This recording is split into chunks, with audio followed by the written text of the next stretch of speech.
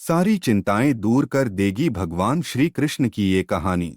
दोस्तों, इस कहानी की शुरुआत होती है एक बिजनेसमैन से जो अपने बिजनेस को लेकर काफी चिंता किया करता था कि क्या होगा आगे आने वाले कल में और कैसे काम आगे बढ़ेगा और उनके इस व्यवसाय को उनका बच्चा संभाल पाएगा या नहीं।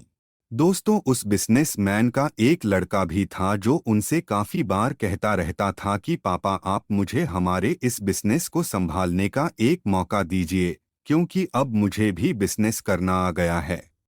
लेकिन वो व्यक्ति कभी भी अपने बेटे को मौका नहीं देता। दोस्तों, एक दिन इस बिजनेसमैन को दिल का दौरा पड़ जाता है और इसके चलते उनको हॉस्पिटल में भर्ती किया जाता है।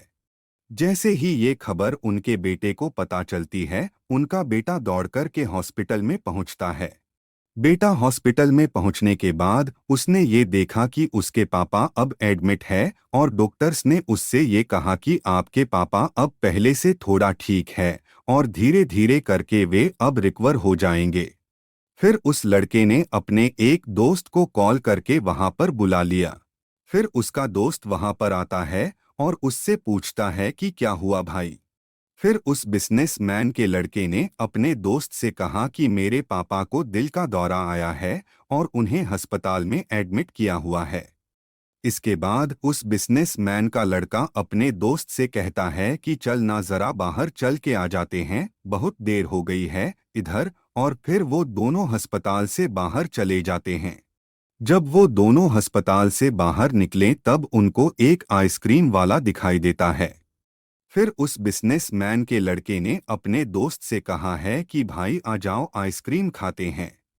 ये बात सुनकर उसका दोस्त थोड़ा चौंकता है और मन ही मन कहता है कि अरे ये क्या पागलपन है, पापा अंदर भर्ती है और ये यहाँ पर आइसक्रीम खाने की सोच रहा है। फिर उन दोनों ने आइसक्रीम खरीद ली और वे दोनों आइसक्रीम खाने लगे। लेकिन उसका जो दोस्त था ना, उससे ये रहा नहीं गया और उसने अपने दोस्त से पूछ लिया कि भाई, मुझे समझ नहीं आ रहा है कि तुम्हारे बिजनेस का आगे क्या होगा और तुम्हारे पापा की तबीयत भी ठीक नहीं है और तू यहाँ आइसक्रीम खा रहा है, मुझे कुछ समझ में ही नहीं आ रहा है। फिर ये जो बिजनेसमैन का लड़का था ना, और उसने जो बात कही उसे आप ध्यान से पढ़िएगा। उसने अपने मित्र से कहा कि मुझे ये मालूम है कि तू ये सोच रहा होगा कि मेरे पापा एडमिट है, यहाँ पर आइसक्रीम चल रही है, मजे चल रहे हैं, पर ऐसा कुछ नहीं है। मैं भगवान श्री कृष्ण का बहुत बड़ा भक्त हूँ और उनकी दो बातें हमेशा अपनी जिंदगी में याद रखता हूँ।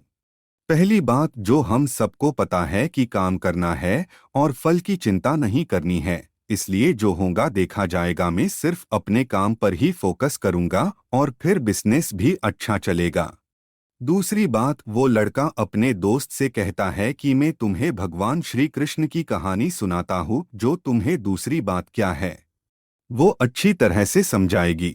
भगवान श्री कृष्ण की जो पत्नी थी जिनका नाम रुक्मिणी था, उनको जब पहला बेटा हुआ था तो उसका नाम प्रद्युम्न रखा गया था और प्रद्युम्न के जन्म के 10 दिन पश्चात ही प्रद्युम्न का अपहरण हो गया। प्रद्युम्न के अपहरण के कारण रुक्मिणी नाराज और उदास रहने लगी कि क्या हो गया है। भगवान श्री कृष्ण रुक्मिणी जी से कहते थे कि चिंता मत करो, क्योंकि प्रद्युम्न जहाँ पर भी होगा वहीं पर ठीक होगा। लेकिन इतना समझाने के बावजूद भी रुक्मिणी अपने बच्चे की चिंता में उदास और निराश रहती थी। और इस तरह चिंता करते करते रुक्मिणी जी के 18 साल बीत गए। 18 साल के बाद द्वारका में जब प्रद्युम्न की वापसी हुई और जब प्रद्युम्न द्वारका में वापस आए तो उनके साथ में उनकी पत्नी मायावती भी थी।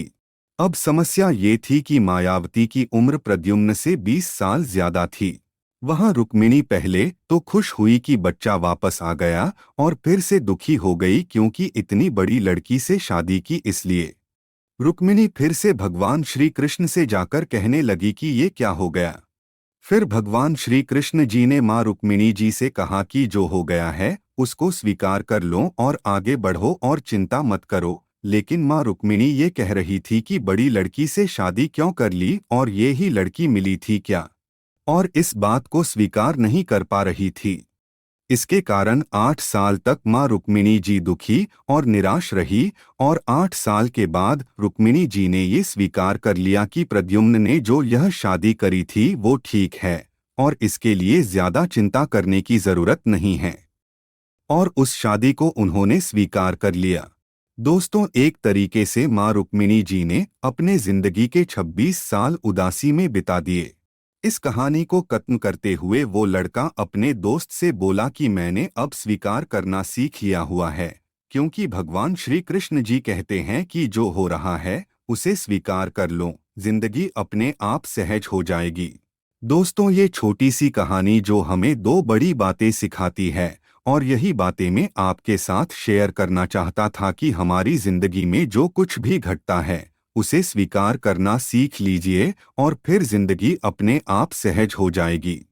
हमारे नियंत्रण में जितने भी चीजें होंगी उन चीजों पर तो हमें जरूर नियंत्रण रखना चाहिए, लेकिन जो चीजें हमारे नियंत्रण से बाहर है उन चीजों को हमें स्वीकार कर लेना चाहिए।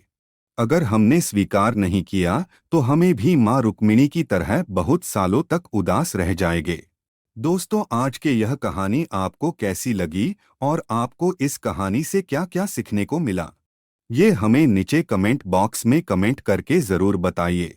साथ ही अगर आपको श्री कृष्ण की ये कहानी पसंद आई होंगी तो इस कहानी को लाइक कीजिएगा और चैनल को सब्सक्राइब कीजिएगा।